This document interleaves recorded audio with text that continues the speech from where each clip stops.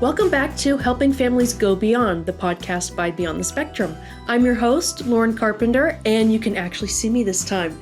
We are actually set up for an in-person podcast recording for the very first time since I've started doing these, and we're really excited. We have, I don't know how many devices recording and capturing everything right now, but it's happening. We're making it work, and we're excited to hopefully continue to do this. So big shout out to Reed, our producer, and the Corley Company for making this happen.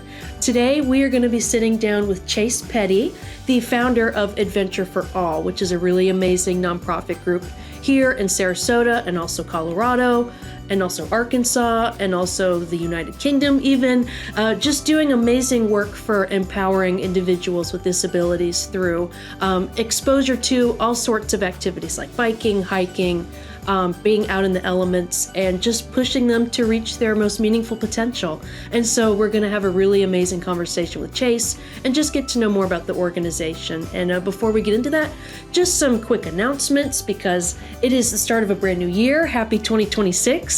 We are so excited to bring you all along with us. And we are still on break. We'll be back January 6th.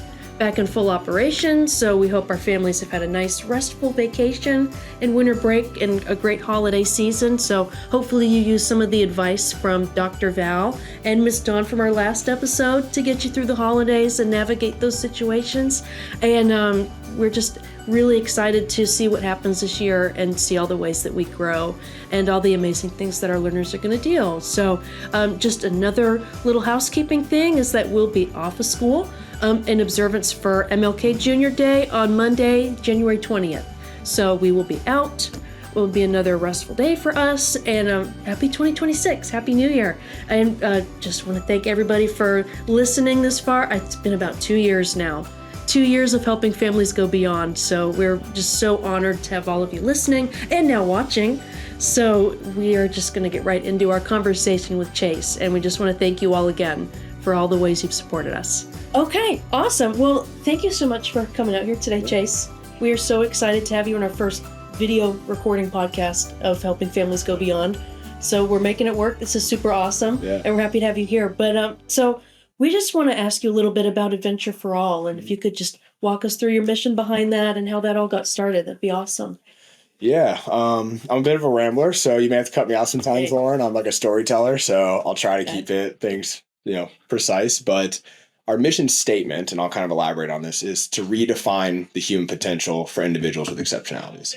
And the reason we say like redefine is just really helping society shift their perception, and shift their initial like emotion towards these individuals. I think sometimes we have these negative connotations around their abilities. The word disability sometimes like is defined as not able, and so we psychologically we can have these triggers where we maybe are like, oh, like things are harder on them or they can't handle as many challenges and I don't think it's a negative thing. I think it just comes from a place of love, but we come from a place of maybe overprotecting these individuals, And so our whole concept around the organization was let's give them supported challenges and so they can show the world how capable they are.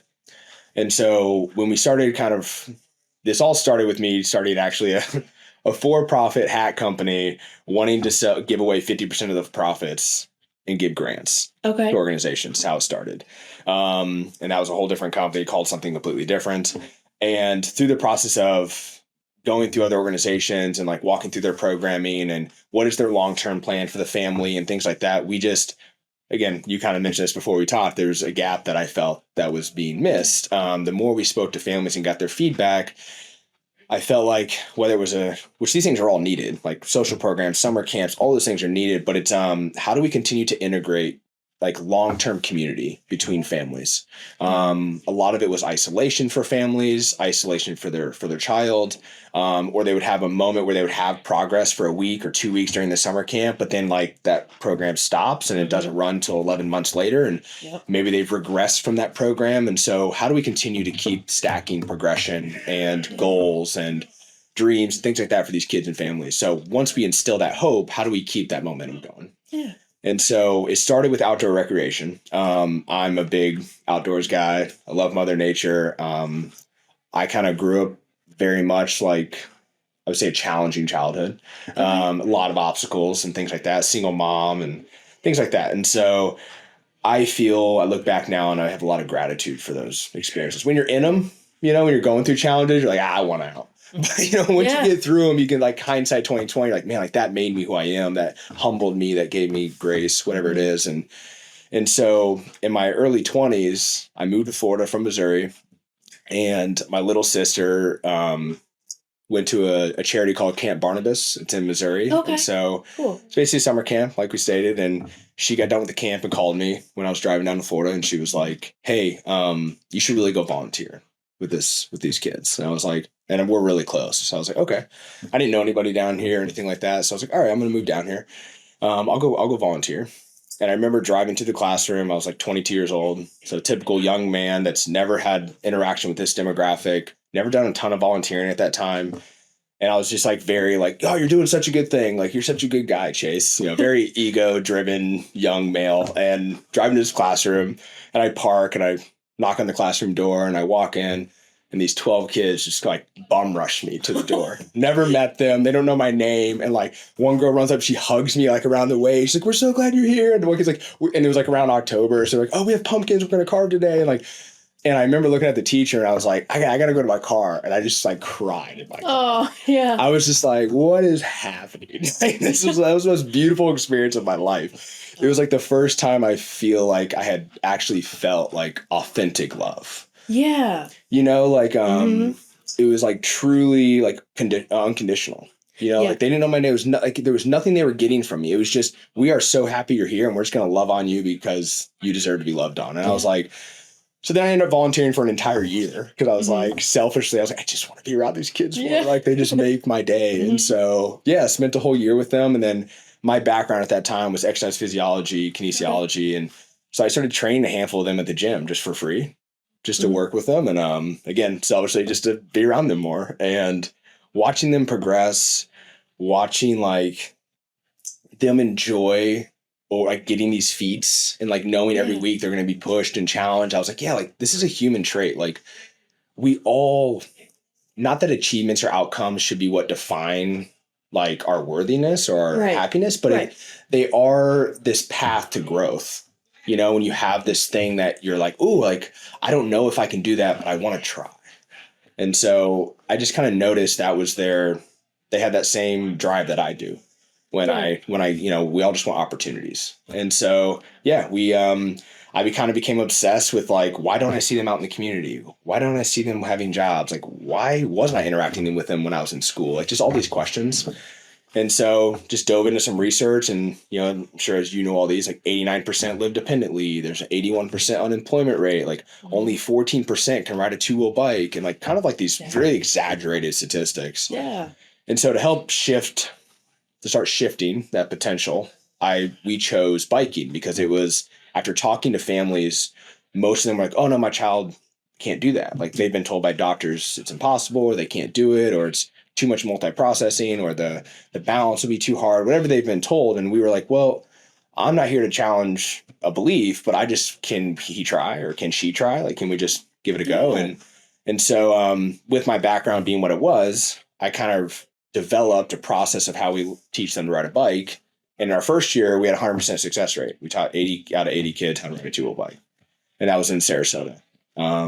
Year 2, we wanted to challenge that number. So we said, let's do a summer tour and go to 10 places across the country and see if we can teach families we've never met, kids we've never met, like environments we've never been in, and like really challenge our team to see how we can do that. Over the summer, we had a 96% success rate. So we're like, okay, like this is working. This is cool. Yeah. And and we started to see families like in that moment when their child would ride the two-wheel bike, there was like this beautiful moment we recognized where obviously like immense joy flowed through them of like, oh my gosh, I'm seeing my kid do this thing that I was told was potentially impossible. Yeah. Like what else is possible now?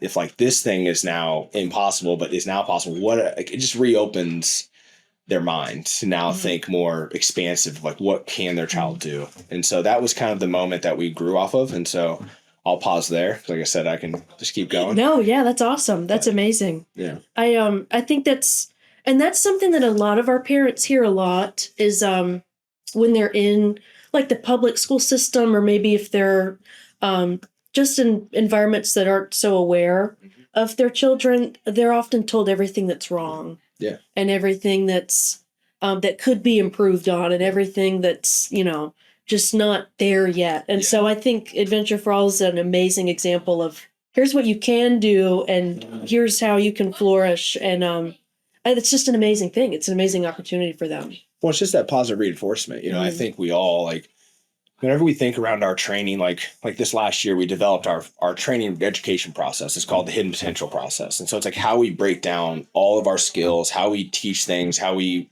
take things from a macro statement to micro statements. So like, for instance, when we teach them to like get on the bike.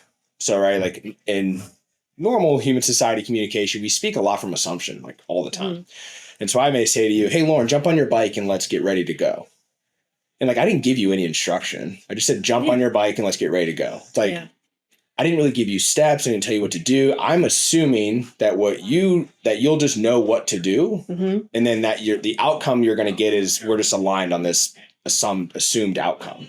Where really what I'm saying is, hey, I want you to pick up your bike with two hands. I want you to hold your rear brake. I want you to swing your leg over the frame. I then want you to sit on the seat. I want you to spin your wheels so that they're level. And I want you to put your foot up on the front pedal. And then I want you to look up. And then I want you to tell me you're ready.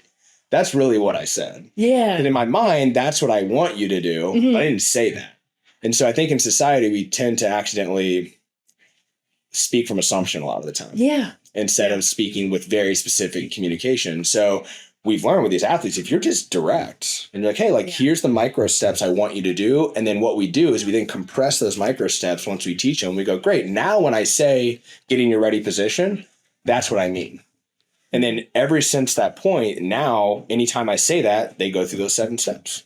And it's great for the parents because then I can give the parents like a cue sheet and say, hey, now you can go ride your bike with your kid because when you say this, they're going to do these things. When you say this, they're going to hit their brake, come to a stop, put their foot down and say, I stopped. When you say go, they're going to do these 4 steps. Like, we can empower the parent to now enjoy an outdoor activity or an outdoor like experience with their child now.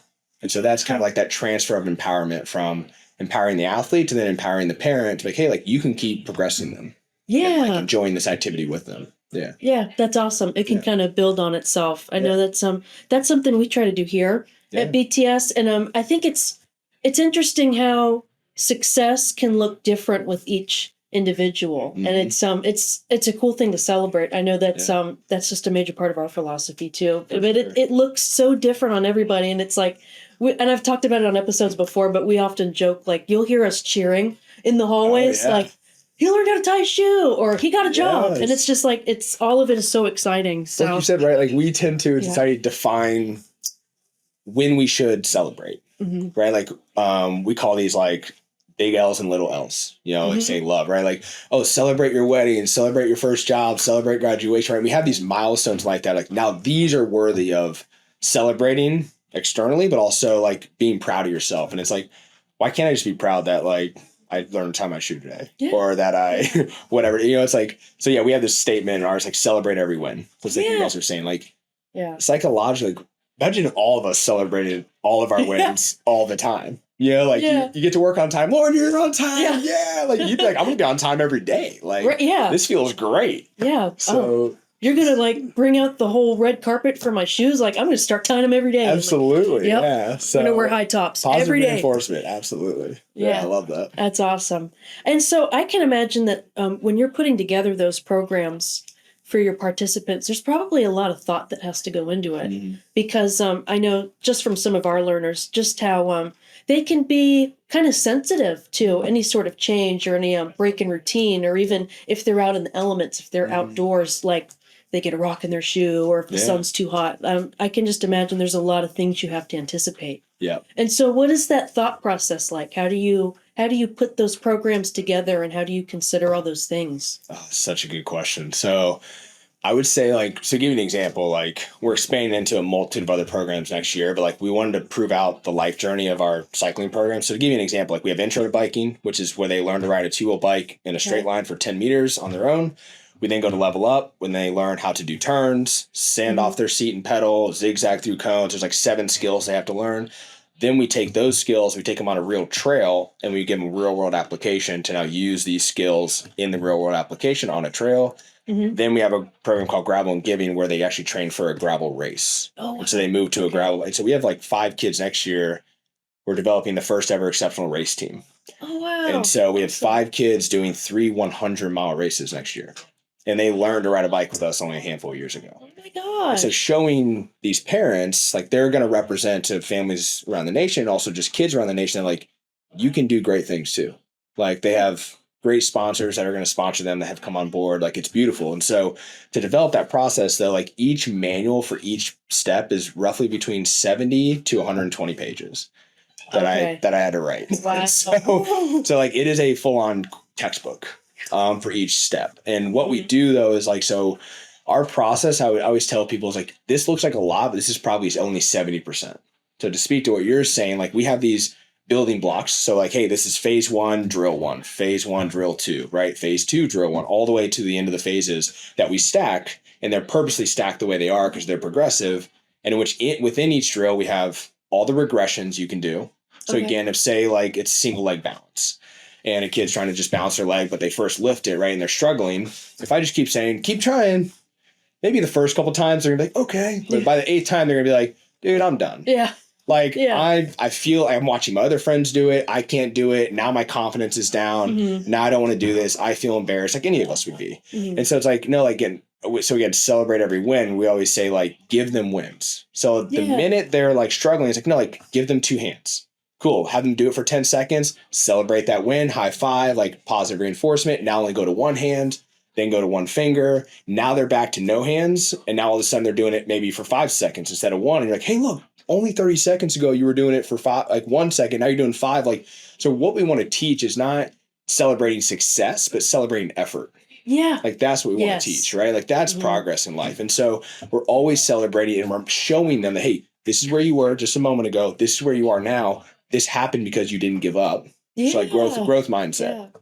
And so that's where like the hardest part of teaching coaches is, you know, I can give them these instructions. We have this whole certification process we put coaches through with all the manuals. We have all the videos for all the drills now. So like, it's a full on 15-hour certification process that we put coaches through. But the part we have to teach in person is exactly what you're saying, which is like, they're humans. Like we all have personality traits. Like how do we truly individualize growth? Well, you individualize growth through connection. And so when somebody is struggling, again, hiking in the heat is a perfect example. We live in Florida. Like the minute you start sweating and you're like exposed in the sun, you're wearing a 20-pound pack, you're like, this isn't fun. And so it's like pulling them to the side in the shade, looking them in the eye and saying, hey, like grab a drink, grab a snack. Like, what are you feeling right now? Like let them just like be able to express what they're feeling. And then like, again, celebrate that they were vulnerable in sharing that, right? Like celebrate like, hey, I really appreciate you sharing that. Like, cause now I know how to show up for you, but hey, like I'm also only having you do this because I know you can do it. So like, there's this process we call encouragement to empowerment in our process. So there's early on, it's a lot of encouragement. It's like, hey, like they're learning to push themselves because they trust me or they trust Sean or they trust Amanda or they trust some of our coaches. Like I trust you, so I'm going to push myself. But there comes a moment where it's like, hey, I have to now put that trust into yourself.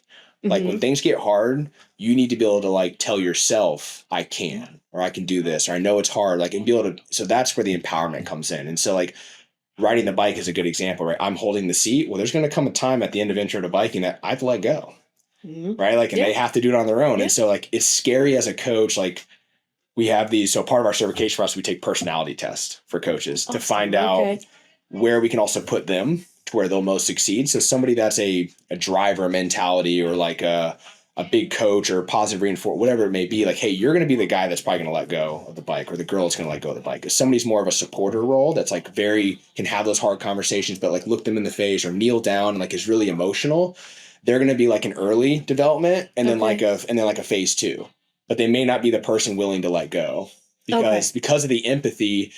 They're afraid if they fall, then it's my fault.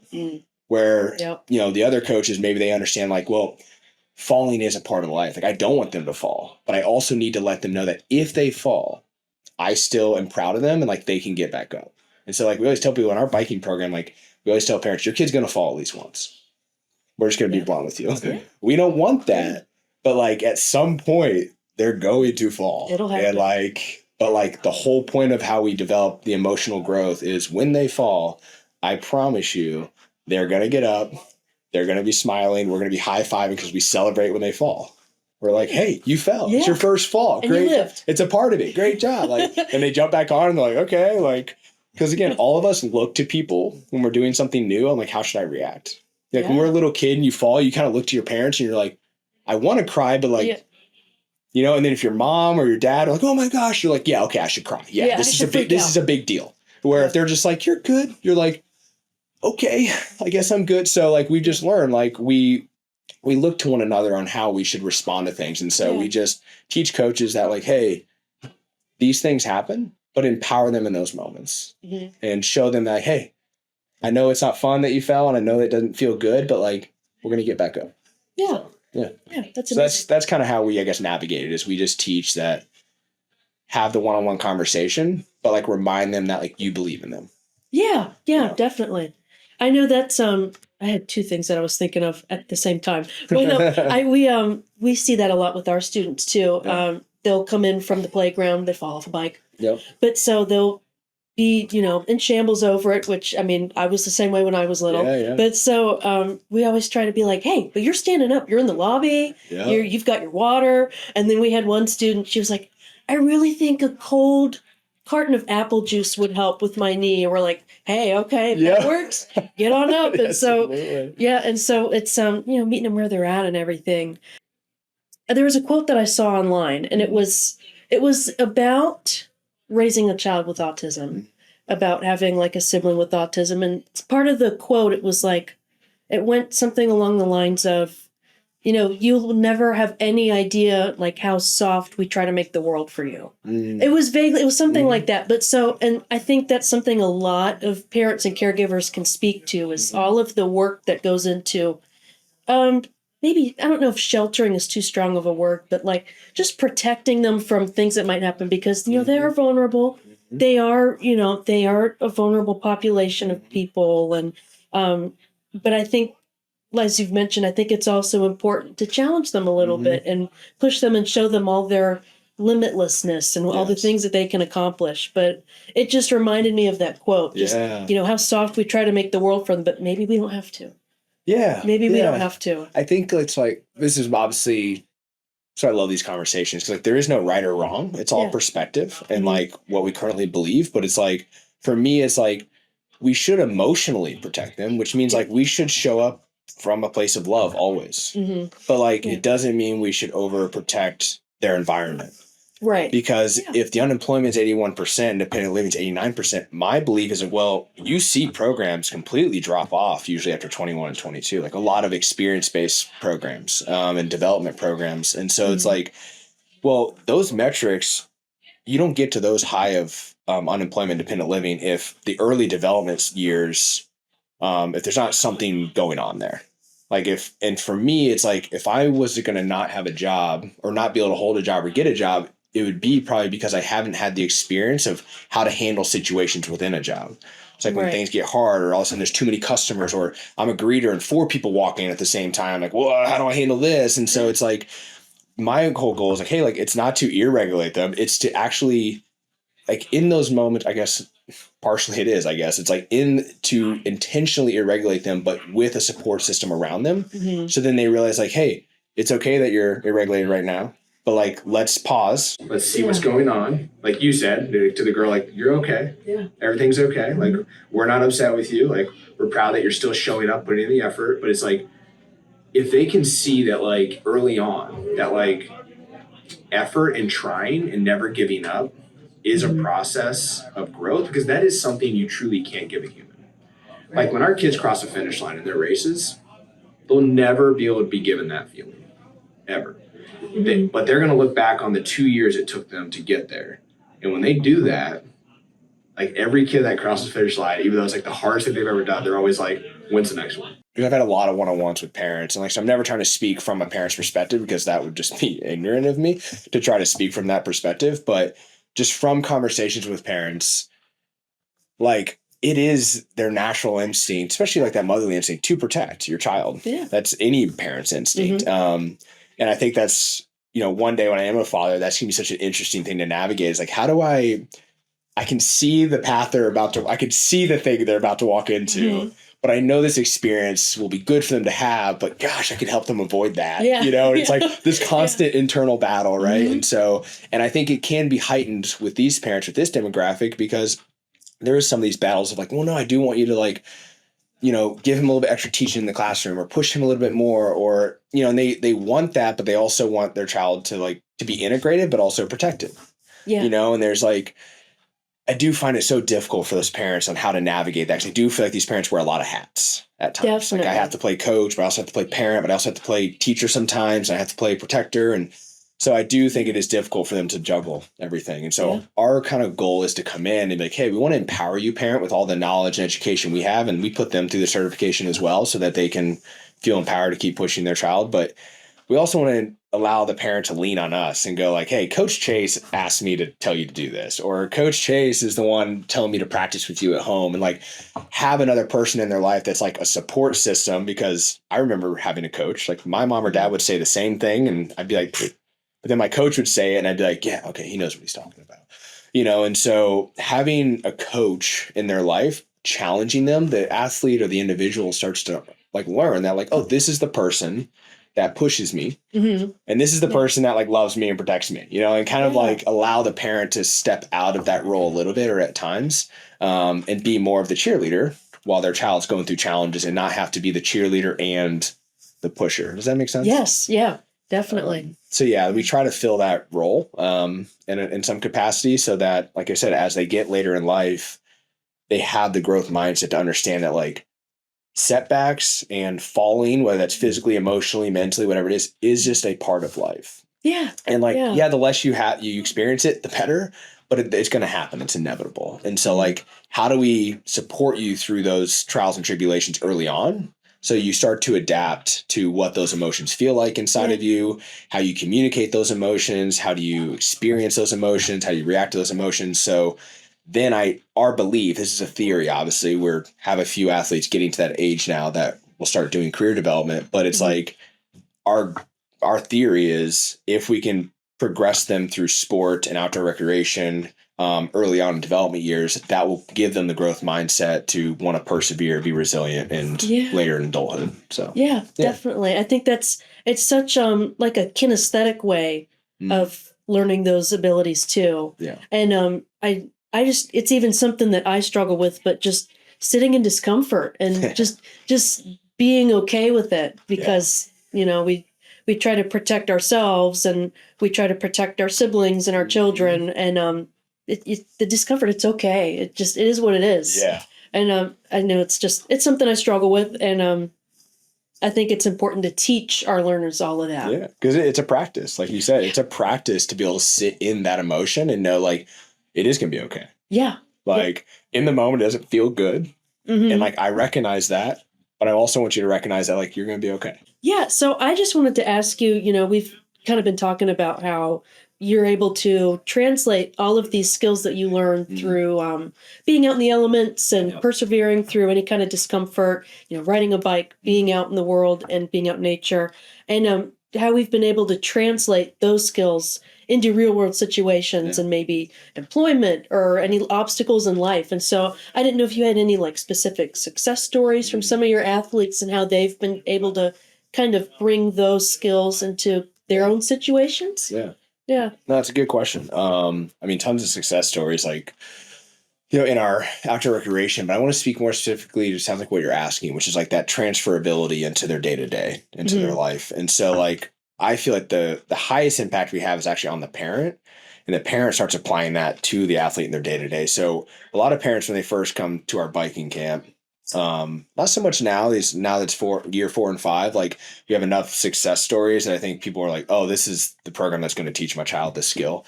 Early on, I would say around 70% of the parents that signed up were like, it was like a hopeful sign up of like, oh, like they would even put in their application, I don't think my child can do this, but I just appreciate the opportunity. I think they were nervous. But when parents come and they watch, kind of like I explained, getting on the bike, right? And they watch immediately how we start breaking things down and how we're communicating and how we're just teaching the micro skill and then micro skill two into a macro skill, and they're kind of watching us develop this formula, you can see parents' light bulbs start going off, and they're like, oh, I bet I could do that with teaching them to brush their teeth. I bet I could do that with helping them make their bed. I bet I could do that with how they do dishes. And so the last 2 years, we've been pushing that for parents to give us feedback loops like, hey, teach your child this, and like more just like use this process. And we have parents like email me like, hey, I'm going to do it this way. Do you have any input? So next year, we're actually starting early development or life skill webinars. Awesome. So we're not going to do videos yet. It's more of like parents can join, bring questions, and I'll kind of explain like, yeah, like if you want to teach that parents, like this is how I would do it. And because this is how my brain works. And so, one is like a lot of athletes now, like that have gone through our biking program, like they're now doing the dishes at home. Like I said, they're making their bed at home. They're packing their own bag to go to school. They're helping make their lunch. They're brushing their own teeth. So it's like, but it's mainly because the parent now has a structure to work from to see how we break things down, and they're just applying that methodology. And so like we don't apply those life skills yet. That's our goal. But it was more about, can we empower parents to see the way we teach and apply that at home? And so like we had one coach who's a swim coach for athletes with exceptionalities, and the whole, I don't know what the move's called, but like underwater where they flip and they kick off the wall, and like how swimmers do, like when they're doing laps. So like 0 out of 10 of his athletes could do that. And after he went through our biking certification, he was like, I think I can teach that now. Like, I think I see how to do it. And so he sent me the steps that he was going to do. And I gave him a couple little like pointers. And then literally, 6 to 8 weeks later, all 10 are doing it. Wow. So again, it's a lot of kinesthetic, but it's just also clear communication. It's just a lot of like getting in the water with them, maybe even help them flip, like let them watch, like communicate it this way. Like it's all about mind to muscle. It's like once you can teach the mind to feel what you're wanting them to do, like usually they get it pretty quick. And so next year it's really taking our process that we've trademarked, and now it's doing what you're saying, which is, hey, like, yeah, we're developing the foundational traits, resilience, perseverance, growth mindset, all of these things. But now we want to empower the parent to say, hey, look, your child has proven like through effort, they can achieve anything. Like they're riding a bike, they're riding on trail independently, they're doing races now. Like they can do these things at home. Like there's now enough capacity there and enough contribution to see that like if they can handle that process, they can handle doing more things at home and chores. And so now it's empowering the parent to say like, what is it you want to teach your child? And so it's going to be more of an exploratory year next year, which I'm excited about. Is more just having calls and like, what are the things parents are asking for instead of us assuming? Like, what are the things you're wanting to teach your child? What are the things you wish you knew more? What are the ways that what have you been trying to teach them that you're hitting a wall on? And like, what is the barrier to get through that? Is it how we're communicating? Is it doing something kinesthetic? Is it you visually showing it? Like, so it's what we all kind of do. Like the same thing you all do here. It's just, I think the more voices sharing that same process, the more empowered parents will feel to be able to actually apply that process. Absolutely. I think a lot of our families would love a resource webinar like that, because I know that's something I try to ask with our podcast, and we have families that come in like, what do you want to hear about? What are some actionable things? So I think that's a great platform for them. And I think there's so much information they could benefit from, just with if it's anything from transitioning or any sort of behavioral support, and I think that would be an awesome resource for them. Yeah. Well, because when we do the webinars, we're doing it on there's a platform we've been developing. It launches next year in February. It's called Aurora. And so it's a community platform, and it's our education platform. So we'll have all of our biking videos, how we teach it, so then parents can follow the process and teach their own kid. But it's also like all the parents we've been working with the last 5 years will be on there as parent liaisons. And so new parents can come on, and now you have parents with maybe athletes that are older, that are 15 or 16, but now parents with kids that are 7 or 8 can come on and be like, and now you kind of have this bridge where you're helping parents. And I think like, sure, we can host webinars, but I think, again, emotionally, a lot of times parents want to hear from somebody that directly really understands what they're feeling, where they are in life, what they're going through. And so like another parent to be like, hey, my child also has Down syndrome, and I remember when he was 8, that's something we faced. This is what we did. And now it's like, oh, I feel seen. I don't feel so isolated in this. And I feel empowered to help my own child. And so that's kind of like the community we're trying to develop is that space to feel safe and show up and like, hey, we're just here to empower everybody. We're not here to for you to feel like, oh, well, like I'm a parent, I should know. It's like, no, like you're winging it like we all are. Yeah, you know? right. There's no manual. Yeah. Yep. And then the manual's written differently for everybody. Absolutely. It's upside down or in a different language. And yeah, definitely. For sure. So yeah, that's an amazing resource for them. And then that's something a lot of our, families have mentioned, just how lonely the journey can feel. And I think just having that sense of community is so important, and having that camaraderie of like, yeah, my kid does that too. Or, yep, he broke through a window once too. And it's very like, what's the word? It's very reassuring, but it's the word you mentioned. It's just sitting in it, just recognizing it, and just being able to relate. I think that's so important for a lot of our families. Yeah. And you mentioned before we started recording, just that no siblings, no family members, no prior experience to anyone in the special needs community. Yeah, which is kind of beautiful in a way. It's cool to have like this passion and this purpose and this connection with this community, considering I had no major experience, no, like I said, I don't have a sibling with exceptionality.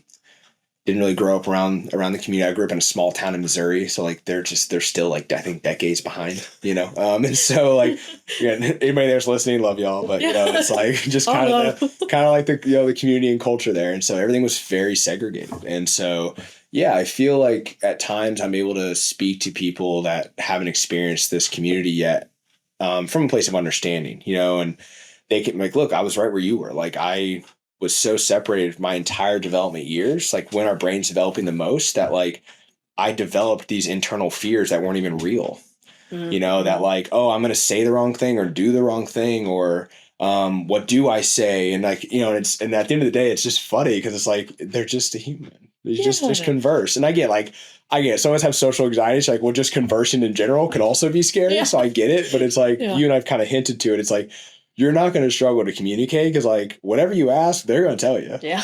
And like, also like if you tell them like, hey, like ask me a question, you can just be direct with them. Like if you can't think of a question, like I think out in society, if you can't think of a question, you kind of go, all right, it was good to see you, and you kind of like, it's like this weird energy or space where like with them, you can be like, hey, like, why don't you ask me a question? And they're like, okay. And then they'll ask you something. So I always tell people like, it's honestly one of the easiest like ways to interact is with this demographic, because the best way I can explain to people is like I've had athletes even like, this is a good example. And because you said, they'll just like tell you how it is sometimes. It's like, this is a very basic one, but service level one. But I remember like one of our athletes, Kelly, like I walked in and she was like, Coach Chase, I don't like that shirt on you.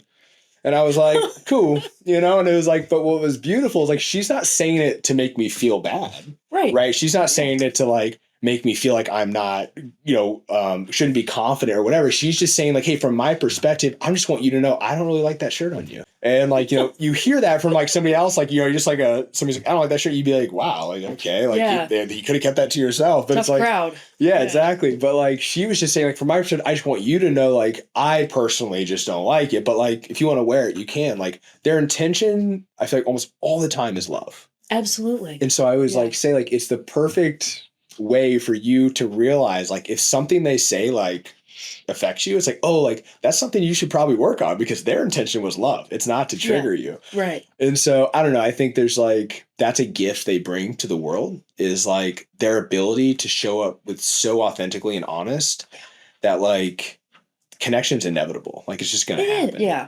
And so I think they just help you feel seen, feel loved. And I think that's just something in the world like you could always use more of. Definitely. And that's like our main reason of like, career development, to give them purpose and growth in life. But it's like, it's also just to like help integrate community again. Like, I feel like the more you would interact with them in your community or in your society, like if everywhere you went, there was somebody with an exceptionality at the coffee shop or at the grocery store, or at the mechanic, whatever it is, like I guarantee you that person at the end of the day would probably have had a better day. Just because like, again, they show up with such love and they make you feel so seen that like, I don't know. I just think there's something there. Yeah. They, I've just noticed, especially with my own brother and with a lot of the students here, there's no ego. Yes. There's no ego there. They have no, there's no reserves there. And so, like we've mentioned, you never have to wonder about anything, but they're just so authentic. Yes. And they're not concerned about a lot of things that maybe neurotypical people are concerned about. Like, how do I look? How do I sound? They're not concerned about that. We had like I'm me. Yeah, it's we like, had a guy in our adult program. It was the week of Halloween, and he wore his Grim Reaper costume every day that week. It's like, I love it. every day. Yeah. But so, and it was like, I think November 2nd or 3rd, and Mom was finally like, let's put it away. We're getting into Thanksgiving. Yeah, let's wrap it Thanksgiving up. dinner is just like Put the side away. It's Thanksgiving. Yeah. But and they don't care. Yeah. And I think that it's so refreshing too. Yeah. Just being around them, you pick up on that too. And it's like, for sure. why should I care? Mm-hmm. So it's awesome. Yeah, every day here. And I'm sure every day is different. Oh yeah. Every day. Yeah, there's always a lesson for sure. Absolutely. Yeah. Yeah. Absolutely. But so for some of our families that are, learning about Adventure for All and just the amazing things that you guys are doing, how can they stay connected with you guys? How can they stay informed and sign up? And if they're thinking maybe they want their athlete to get started, how can they be involved with you guys? Yeah, if you wanted to do in like a program, one of our outdoor recreation programs, you just go to our website, www.adventureforall.org. The application's on the program pages. You just apply at the bottom, and it takes you through the application process. It is extensive, but and then we reach out to you and we'll get you set up for the program. If you are interested to hear more about Aurora, like there is a page on our website that tells you more about it, but I would say just email me directly. So just chase@adventureforall.org if you're interested in being added to the wait list, because next year we are taking on a few hundred families to test the platform before we open it completely up to the public. So if you're a parent that's just feels like you're aligned in that path for your child, like wanting them to be challenged, but in a loving way and really push them through stuff, and you feel like you have that growth mindset and you're in a place in life that feels like something you're ready to step into, like then reach out, and we'd love to have that opportunity with them. So awesome. Yeah. That's great. Well, we have just loved having you here. Yeah. Join us for another episode for our very first video recording. I think it's awesome. So we're hoping to do more of these. I think it's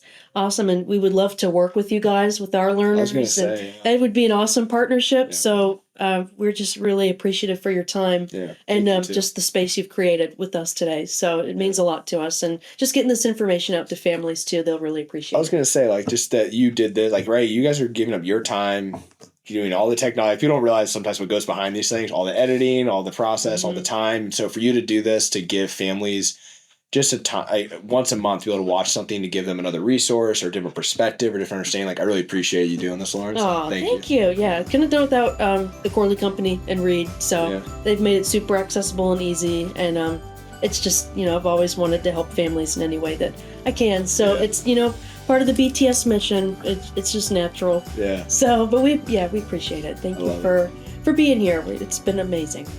Thank you so much for joining us here today at Helping Families Go Beyond, the podcast by Beyond the Spectrum. For more resources or information, visit our website at beyondthespectrum.org.